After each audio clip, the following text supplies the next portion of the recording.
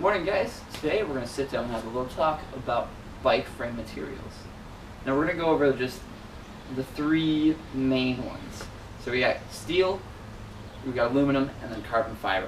Steel, it's kind of been the old one, the one that's been around for a really long time. So we've been making out of bikes for hundreds of years. And then we get to aluminum. This has kind of been like a newer, it really started to emerge in the late 90s. Actually early 90s I should say, but then was quickly overshadowed by carbon fiber, which has been around and with us for well over 20 years now. Now we're going to go into like a little bit of pros and cons in each. We're going to start with steel since that's the older material. Steel, it's just strong material. You just weld it together or you lug it together. Boom, you have a frame, you're just using different size tubings to make it all work together. Known for being a little bit heavier, but to be fair, if you compare it against an actual mid-level carbon fiber frame, you're only losing 2 pounds. I don't know about you, but I definitely got at least 2 pounds right on my stomach that I could lose up. Aluminum, it's used for most entry levels, types of bikes. It's not a bad material. It's come a long way from its history. They figured out better ways of welding it, better ways of shaping it in order to create more rigidity, because alloys have been known to be slightly softer materials. That being said, it does have a little bit of a fatigue life, so over time all the impacts will weaken the material. Eventually it can break, snap. We've seen some aluminum snap, though to be fair those were low-end bikes. So it's something that can happen.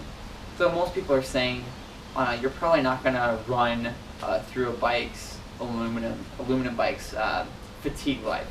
Though that has to be said, if you're trying to get an aluminum bike to last, say, 20 years, probably not going to, depending on what kind of frame it is. If it's a road frame, more likely mountain bike frame like this one.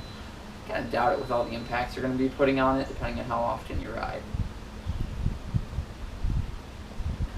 And then there's carbon fiber. Right now, the holy grail in materials for frames.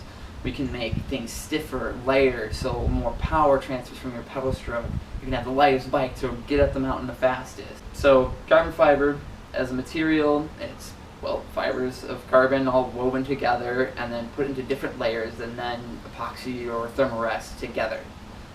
So as a frame material, it's not bad. I've ridden it before. It feels great. You definitely do feel a little bit more stiffness than especially an aluminum frame in my opinion.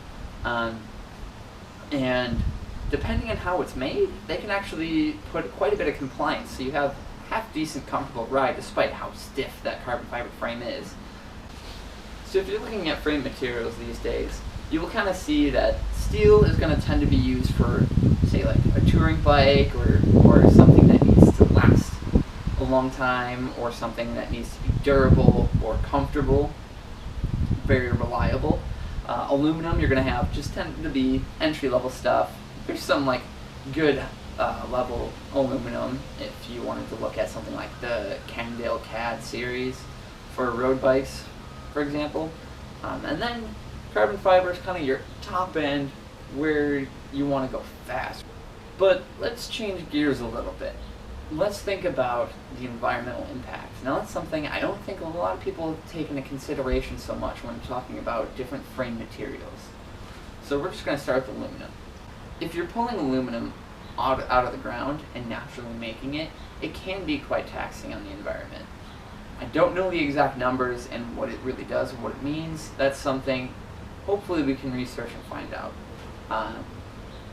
But it's hard to measure these things right now, and we really are trying to understand our environment still.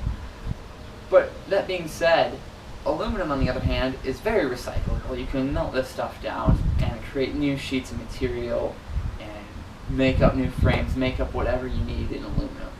So that's a great fact about aluminum. So environmentally, if it's recycled, once we pull it out of the ground, if it's recycled, we can keep it going for quite a while. Now, carbon fiber, that's a little bit of a different story. Carbon fiber itself doesn't actually degrade quickly. It is a very, very long-lasting material. And frame manufacturers and different carbon fiber manufacturers are actually getting really good at developing different epoxies and different thermorests in order to bond all those different layers of carbon fiber together that resist UV rays, that resist weather damage, heat, and cold, so that the material can last quite a long time. Now, the issue with carbon fiber is the fact that we don't have a ton of ways to recycle carbon fiber right now. There's not much you can do. There's a few processes that they have where they heat up and melt all the epoxies out, or they can shred it down. But one of the issues with carbon fiber is the fact that when you are taking, say, like a frame, when you want to recycle that, all you can do is create a smaller and smaller part each time you recycle it. Because what they have to do for carbon fiber is they have to lay it into a mold and cut off a little bit of extra in order to make an actually working, properly functional part. You can't actually extend the fibers or weld further extensions onto it. So in the end, you're eventually just going to become getting smaller and smaller and smaller fibers until you have stuff too small you can't really make anything out of. And then that has to go to landfill. And then the unfortunate fact is carbon fiber takes an extraordinarily long time to degrade because it's a composite. It takes over 50,000 years estimated to sit in a landfill for that thing to degrade. So, is it really the best? Is it really environmentally friendly? I mean, we'll see. Maybe it'll get better. But then we haven't even talked about the environmental impact of the different thermorests and epoxies that they're using in order to actually create these molds and create these materials and shapes. So that's something I tried looking up and I couldn't really find much information on. I only hope that people who are trying to be as responsible as possible with whatever chemicals that they're using in order to bond this together. So let's move on to steel. Now, this has been known to be, we have great infrastructure for recycling. I mean, people are driving up and down the streets looking for anything metal, anything steel that they can recycle. So we can melt it down, we can reuse steel. It's a great material. Not much more to be said. We've been using steel for a long time, and we do have a lot in our infrastructure that we can keep reusing. So, environmentally, I'd say steel is a pretty good material. That being said, it's not perfect, but nothing really ever is going to be. There's always an impact on what we do. Now, if you have any ideas and thoughts on different frame materials and environmental impact and other ideas that I've missed, leave it down in the comments below, and thank you guys for watching. I hope this just gives you a little insight and ideas on what impact that you might be having next time you buy a bike frame. Because I know we all kind of want to be green when we're buying bikes, but can we be greener than we already are?